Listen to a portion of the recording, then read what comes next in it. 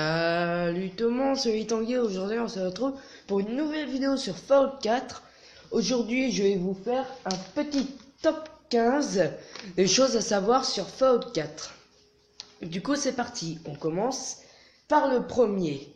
Au début du jeu, vous pouvez vous attaquer à des ennemis légendaires, par exemple des pillards ou des chiens ou des rats de cafard légendaires.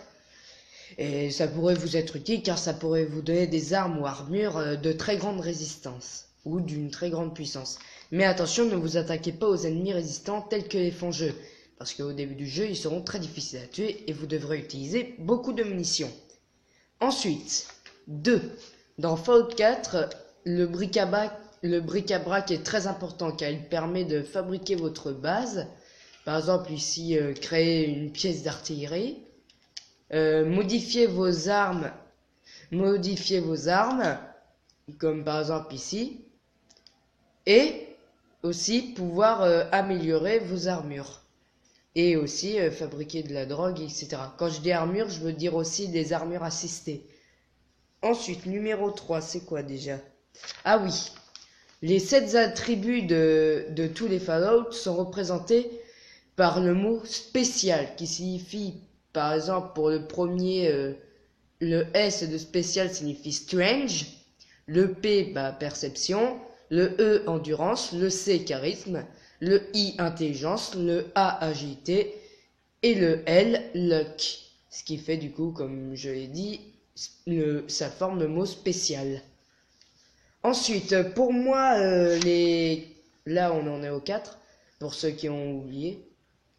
Les caractéristiques pour moi dans l'ordre des plus importantes sont en premier le plus important intelligence, car ils font gagner plus de points d'expérience comme vous pouvez le lire, et ils permettent d'avoir plusieurs trucs intéressants, comme fanat d'armes qui est vraiment un truc utile, piratage, que j'en parlerai sur la suite, enfin qui permet de faire plein de choses, et moi le meilleur pour l'instant c'est expert en robotique.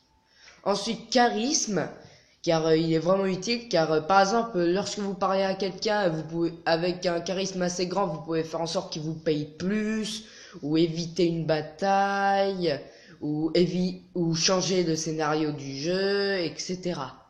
Ensuite, en troisième, on a la force, qui plus elle est grande, plus on fait mal au corps à corps, et on peut transporter plus de choses. Par exemple, moi j'ai une force de 1, 2, 3, 4, 5, 6. Du coup, je peux transporter 310 objets. Surtout que j'ai en plus cette compétence qui me permet d'en avoir 50 en plus. Ensuite, nous avons, voyons voir, j'ai une fiche pour ceux qui ne le savent pas. Voyons voir. Ensuite, en quatrième, l'endurance. Plus l'endurance est grande, plus vous avez d'énergie et vous pouvez sprinter longtemps. L'énergie, c'est vraiment plus important. Ensuite, voyons voir, qu'est-ce que j'ai mis? Ah oui, l'agilité. Parce que plus votre agilité est grande, plus en mode SWAV, donc service de visée automatique Voltec, et plus vous avez d'agilité, plus vous pouvez tirer de fois. Ensuite, la perception.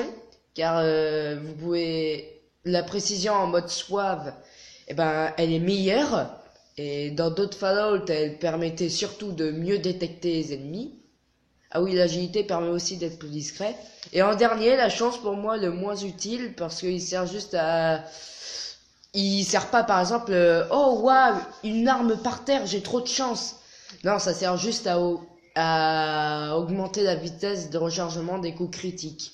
Du coup, c'est pas vraiment utile. Ensuite, en cinquième, oui c'est ça, en cinquième, l'armure assistée, que vous pouvez voir juste là, et comme on peut voir des fois dans des gameplays, une armure très très utile, voilà, confère une énorme résistance, elle permet de transporter énormément de choses, d'avoir plus de disponibilité. On se ressemble comme deux gouttes d'eau. Eh, tu te calmes, hein, Nick Valentines. Du coup, je disais, pas énorme résistance, transporter plus de choses, changement de Pip-Boy, où là c'est un écran, Pas de dégâts de chute, alors ça c'est vraiment bien. Et en plus quand vous tombez ça fait des dégâts si vous sautez de assez haut. Et beaucoup moins de radiation. Par contre, comme on peut le voir en bas à droite, 61, bah ça utilise des réacteurs à fusion. Là vous voyez j'ai perdu un réacteur. Du coup au début du jeu, évitez de l'utiliser trop souvent. Car du coup, au bout d'un moment vous avez plus de réacteurs et du coup vous êtes dans le caca. Car quand vous avez plus de réacteurs, vous ne pouvez plus courir. Allez, on la remet bien. Ensuite, en sixième, au début, les Steam Packs. Attendez, les Steam Packs. Où est-ce que je les ai mis?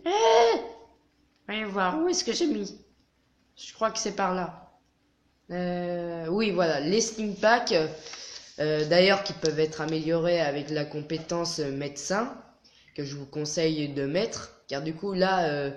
les Steam Packs redonnent et les Radaway guérissent de 80%. Les Steam Packs au début du jeu sont plutôt difficiles à avoir, du coup tuer des animaux pour récupérer leur viande ou acheter de la nourriture, etc. C'est horrible de tuer les animaux. Donc les Steam Packs au début, évitez de les utiliser. Et surtout quand vous combattez... vous devez beaucoup plus rester en arrière, vu que vous avez plus de chances de mourir. Ensuite, voyons voir, en septième, les compétences les plus importantes de tous les Fallout. C'est, attention, serrurier et pirate. Car en fait, serrurier vous permet de crocheter des serrures et pirate de pirater des terminals. Et si vous les avez, ces compétences, elles peuvent vous être extrêmement utiles car vous pourrez débloquer des choses. Par exemple, avec serrurier, vous pourriez ouvrir des coffres forts qui débloquent des choses vraiment bien. Pareil avec pirate, qui pourrait vous permettre d'activer des robots, d'ouvrir une porte, de désactiver des pièges, etc. Bon, moi ce que je préfère c'est serrurier, sachant que pirate est beaucoup plus difficile. Ensuite, en huitième, dans tous les Fallout, ce que vous dites, donc quand vous parlez à quelqu'un, est extrêmement important. Oh, c'est quoi ça? Bon, allez, on le prend. C'est extrêmement important. Parce que quand vous parlez à quelqu'un, si vous êtes gentil, il va plus vous aimer, et si vous êtes méchant avec lui, il va moins vous aimer. Logique. Mais attention, par exemple, si vous décidez d'être allié avec quelqu'un et ennemi avec l'autre, ça changera le reste de l'histoire. Du coup, réfléchissez bien avant de répondre. J'ai fait une fois l'erreur de mal répondre, j'ai été obligé de recharger parce que ça m'avait causé des galères. Ensuite, il faut penser à faire une mission secondaire au début du jeu par exemple, car ça peut vous permettre de gagner énormément de capsules ou avoir des fois des armes si vous avez un bon charisme que peuvent vous donner des personnes. Par exemple, à un moment, j'ai fait une mission secondaire et j'ai eu cette arme, le carbonisateur, qui est un minigun qui enflamme la cible. Du coup, vous voyez, les missions secondaires, ça peut vraiment être très utile. Ensuite, ah zut, j'ai retourné ma feuille. Ah, voilà. En dixième, la différence, alors je peux pas vous montrer les armes à plasma car j'en ai pas. La différence entre les armes laser et les armes à plasma, c'est que les armes laser, elles, quand vous tirez, ça fait un laser qui atteint directement, mais ça fait les mêmes dégâts qu'un fusil normal, donc pas trop. Par contre, les fusils à plasma, ça tire une boule, souvent, qui avance lentement, mais qui par contre, elle, fait très mal. Mais faites attention, les munitions de plasma sont rares à avoir quand même. Et il y a aussi un petit pistolet que vous pouvez obtenir vers le phare, d'ailleurs que j'ai montré dans une vidéo. Le pistolet à gamma qui lui sert surtout pour faire des radiations.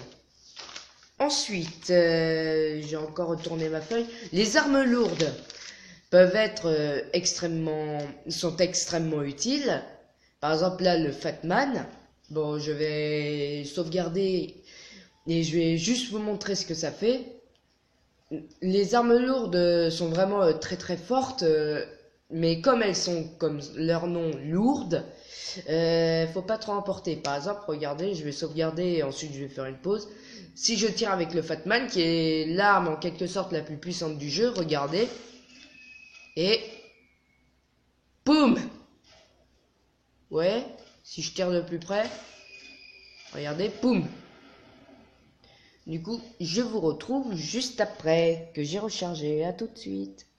Bon, voilà, je suis de retour. Ensuite, numéro 12. Les alliés se fient à ce que vous dites sur eux et à ce que vous faites. Par exemple, Nick Valentine, qui nous avait parlé tout à l'heure, ça peut être un allié. Si vous, selon la personne, j'ai eu du mal à dire cette phrase, selon la personne, ce que vous dites pourra changer ses émotions envers vous. Par exemple, Nick Valentine, c'est un synthétique. Salut Valentine! Alors, comment ça va? Du coup, si vous êtes méchant envers les synthétiques, il vous aimera moins. Et évitez de voler avec eux. Et si vous faites des choses positives, ça peut vous permettre d'avoir des choses bonus que vous pourrez faire avec lui. Par contre, si vous faites des choses négatives, il peut littéralement dire je veux plus être avec vous, je dégage. Et vous pourrez plus jamais être avec lui. Du coup, pensez avant de dire quelque chose de bête ou de voler. Par contre, Canigou, le chien, lui, restera toujours avec vous jusqu'à ce que vous le virez. Lui, il aura toujours une émotion positive. C'est d'ailleurs pour ça que je suis avec lui. Ensuite, les munitions sont importantes. Par exemple, là, on peut le voir, j'ai beaucoup de balles. Mais c'est surtout parce que j'utilisais très peu les armes à longue portée. Du coup, pensez à utiliser souvent les armes au corps à corps. Car en plus, des fois, elles peuvent être plus utiles que des armes à longue portée. Par exemple, contre des ennemis qui attaquent que au corps à corps, mettez que des armes au corps à corps. À part si cet ennemi fait beaucoup trop mal. Par exemple, les écorcheurs. Ensuite, l'alcool, elle augmente votre force. Donc, peut vous permettre de transporter plus de choses. Tandis que la drogue, elle, permet... C'est quoi cette phrase? Tandis que... permet d'avoir des bonus spéciaux. Mais évitez d'en prendre trop souvent. Par exemple, je vais prendre 3 vins d'affilée. Parce que des fois, ça peut vous rendre dépendant. Donc, vous aurez toujours envie d'en prendre. Et du coup... ça vous fera des effets négatifs comme de la force en moins, une agilité en moins, etc. Pour contrer ça, vous pouvez utiliser des addictols qui soignent les dépendances. Ensuite, en dernier, n'utilisez pas toujours le voyage rapide. Le voyage rapide, c'est vous faites la carte et vous choisissez un endroit et hop, vous pouvez y aller. Ne le faites pas toujours car des fois, en vous déplaçant, vous pouvez rencontrer des choses intéressantes. Par exemple, une caravane qui se déplace et qui peut donner des armes fortes. Ou par exemple, un endroit avec beaucoup de capsules, etc. Alors, un petit bonus, quand même. Pour voler quelque chose ou entrer dans un endroit interdit. Vous pouvez, pour pas vous faire prendre, vous mettez accroupi et il doit y avoir marqué caché. S'il y a marqué prudence... Non, détecté, voilà, qui s'est affiché pendant que Nick Valentine nous regardait. Et ben, quand il y a marqué détecté et que vous volez quelque chose, et ben, vous êtes attaqué. Ou la personne reprend ce que vous avez pris. Et en prend même plus. Du coup, pour voler quelque chose, par exemple, là, je veux prendre quelque chose dans la caisse enregistreuse. Par exemple, on va mettre un addictol. Bah là, je me mets accroupi, il y a marqué caché, et hop, je le prends. Là, c'était détecté, je m'aurais fait tabasser. Pour savoir si quelque chose est mal à voler, eh ben, il y a marqué, enfin, c'est marqué en rouge. Du coup, les amis, c'est la fin de cette vidéo. J'espère qu'elle vous aura plu. N'hésitez pas à me proposer vos défis. Je vous dis à la prochaine. Au revoir.